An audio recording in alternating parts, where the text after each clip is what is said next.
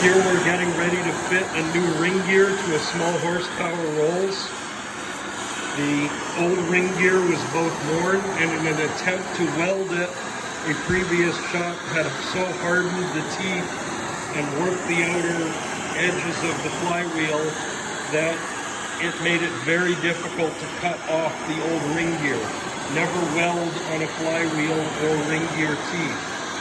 We've cut the flywheel to the undersize on the ring gear in a large lathe, and now we're heating up the ring gear to get it just hot enough so it will slip onto the oversized step on the ring gear portion of the flywheel. Make sure the bevel is pointing toward the right direction and that everything is spotlessly clean with no lubricant. If our cuts were done right, the flywheel ring should just drop right on and then shrink into place.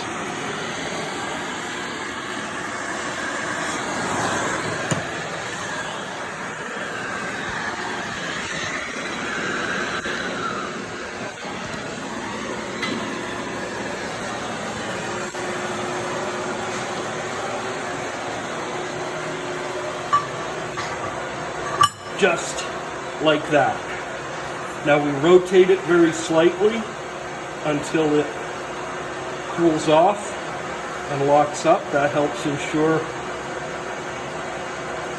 that everything seats and beds, and as it shrinks down, it will lock into place.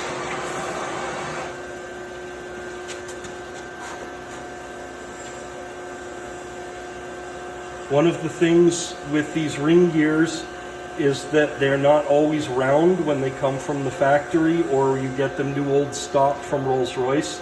This is a replacement from Fines. It actually came in superb condition, nice and round, but it's important to measure it in multiple directions before you do any of your cuts and then average them. At this point, it's locked into place as the two pieces heat sink together. There is absolutely zero wobble or play. That was all set up in the lathe before the gear was turned. Afterwards, we'll drill 4 holes and tap them and put Dutchman keys in, basically 2BA nuts, or screws rather, machine screws, that will hold the ring gear as a final lock in place.